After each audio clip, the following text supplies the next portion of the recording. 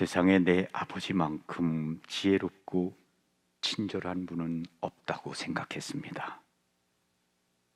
무슨 일이든 손쉽게 잘하셨고, 나의 질문에는 대답이 술술 나왔으며, 나를 끔찍히 사랑해 주셨습니다. 어린이들 모두가 자기 아버지가 최고라고 하듯이 나도 그렇게 믿었으며, 세상에 우리 아빠 같은 사람은 있을 수 없었습니다.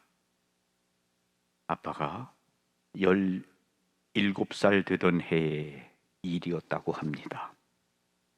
무슨 사건이었는지 정확하게 기억할 수는 없지만 마을 주민 몇 사람과 그곳의 성당에서 제법 큰 소란이 벌어졌다고 합니다. 성미가 다소 급하시고 또 극단으로 치닫는 성향이 있으시던 우리 아빠는 그날부터 이런 결정을 내리셨다는 것입니다. 성당에서 하는 짓들이 그렇다면 세상엔 하느님이 없는 거야. 내가 초등학교 2학년이 되었을 때 우리 학급의 남자친구인 빅토리 달장으로 고생을 했습니다. 그중에는 이런 병도 그리 흔하지 않았으므로 대단한 충격을 주었습니다. 어느 날 빅토리의 큰형인 마틴이 울면서 우리 교실에 들어왔습니다. 우리는 귀를 쫑긋 세우고 그가 우리 선생님께 하는 말을 들으려고 애썼습니다. 선생님은 그를 돌려보낸 뒤에 빅토리의 병을 설명하셨습니다. 우리 학급 아이들은 울지 않았습니다. 그만큼 그 병을 심각하게 받아들였다는 뜻입니다. 한참 동안 교단을 왔다 갔다 하시던 선생님이 말씀하셨습니다. 사랑하는 어린이 여러분, 빅토르는 죽어가고 있습니다. 마틴의 말로는 중태라고 하는군요. 지금 우리는 빅토르를 도와야만 해요. 오늘 집에 가면 잠자리에 들기 전에 빅토르를 살려달라고 하느님께 기도드리세요.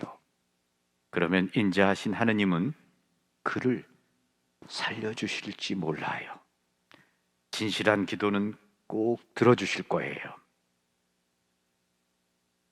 그날 저녁 나는 아빠에게 빅토르의 상태를 설명하고 하느님께 기도드려야 한다고 말씀드렸습니다.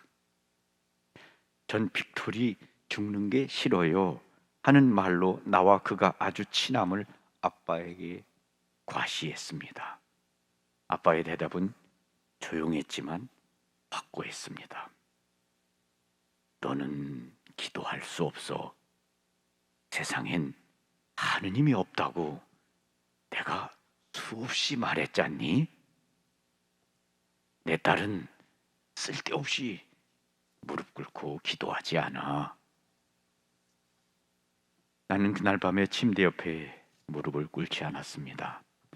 그러나 이불을 코까지 끌어올리고 나니 빅토리의 환한 얼굴과 찡그린 얼굴이 연거푸 나타났다 없어지곤 하였습니다. 그래서 나는 아빠가 세상에 없다는 그 하느님께 빅토리의 병을 낫게 해달라고 부탁해야겠다고 결심했습니다.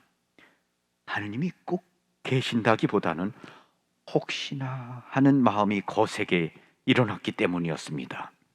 그래서 침대에 누운 채로 두 눈을 감고 손을 한데 모았습니다. 하느님, 만일 당신이 실제로 계신다면 내 친구 빅토를 살려주세요.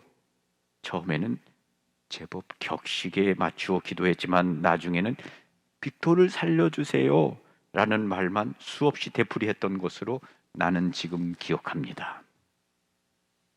아침이 되자 모든 것을 아시는 우리 아빠가 간밤에 내가 하느님께 기도했다는 걸 아시고 야단칠까봐 가슴을 조였습니다. 그러나 아빠는 전혀 눈치채지 못한 듯 다른 얘기만 하셨습니다. 나는 안도의 숨을 내쉬고 학교로 달려갔습니다.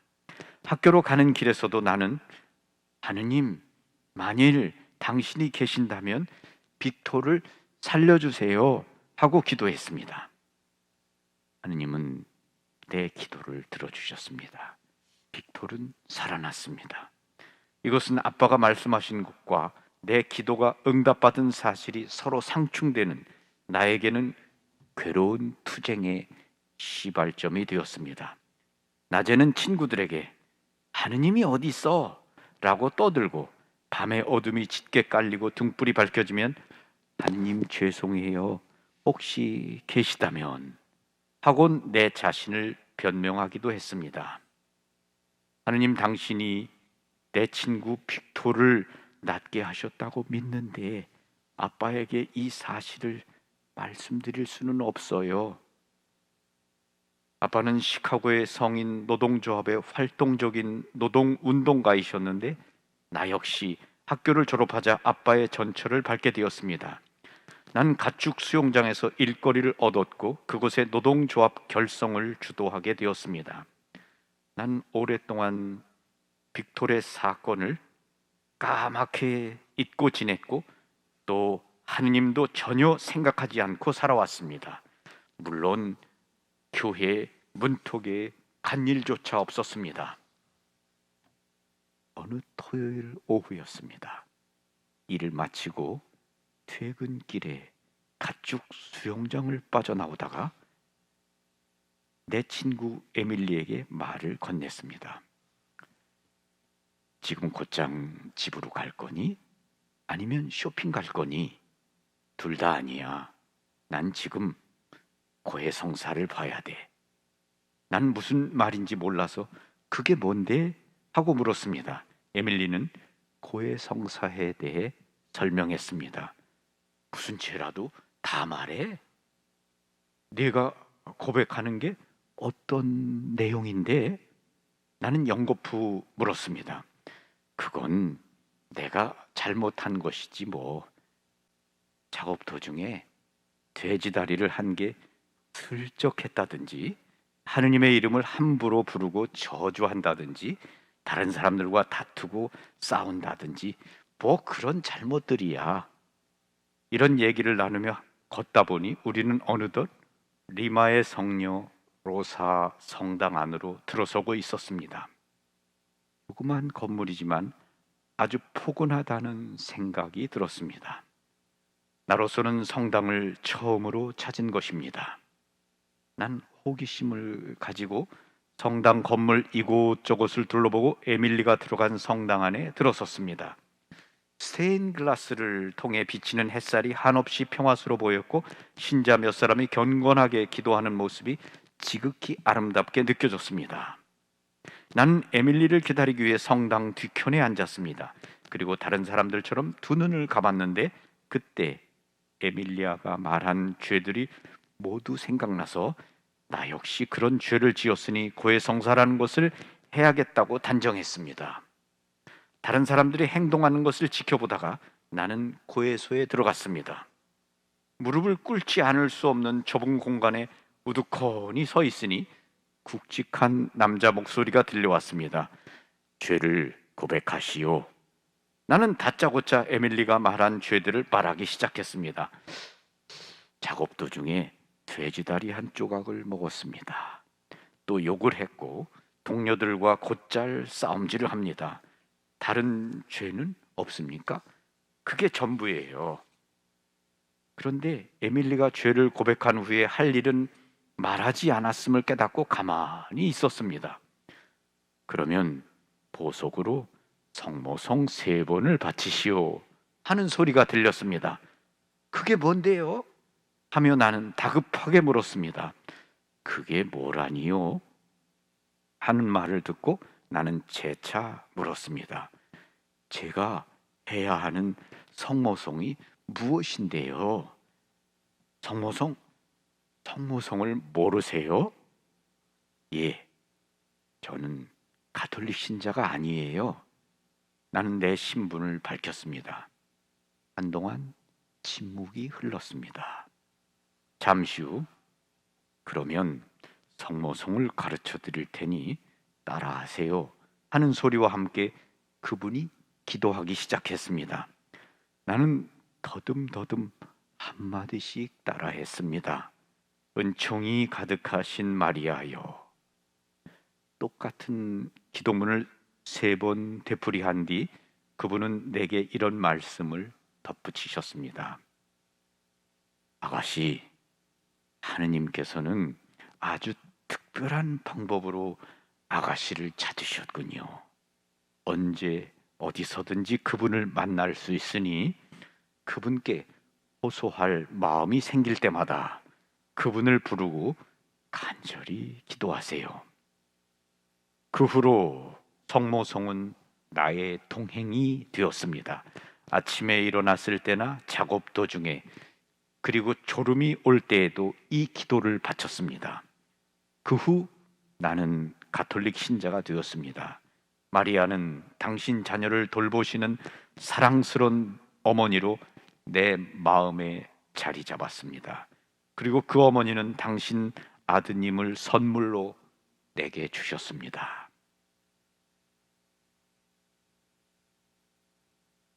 꼬마 무신론자인 페트 발스쿠스가 하느님이 계시다면 내 친구 병을 낫게 해주세요.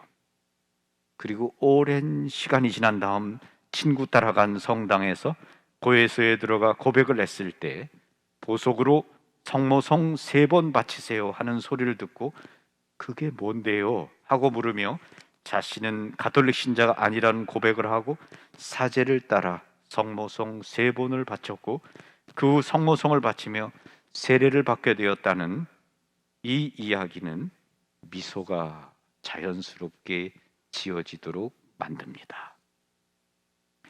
꼬마 소녀가 무신론자가 된 데에는 그녀 아빠가 17살 때 어떤 일로 다니던 성당과 결별했기 때문이었습니다.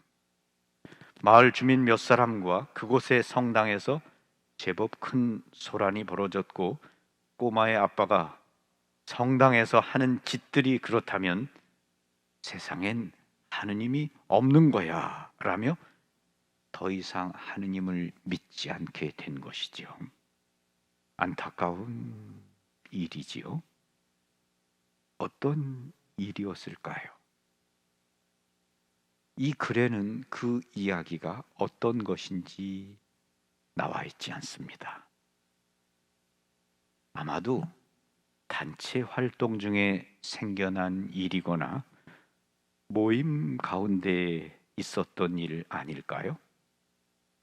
조금 이해하고 양보하며 좀 더 쉽게 말하면 손해 좀 보고 자존심 상하는 일 좀 참고 모욕을 약 중의 약, 보약으로 생각하고 받아들였다면 결코 이런 일이 없었을 거라고 생각합니다. 기도는 무척 열심히 하고 미사 참석도 잘하고 단체 활동도 활발하게 하는데 오만하고 자기 중심적이고 이기적이며 겸손하지 않고 작은 이해심도 없고 말만 하고 실행하지 않고 섬기는 마음과 자비가 없기 때문에 성당에서 하는 짓들이 그렇다면 세상엔 하느님이 없는 거야 하고 말했겠지요. 그렇지 않을까요?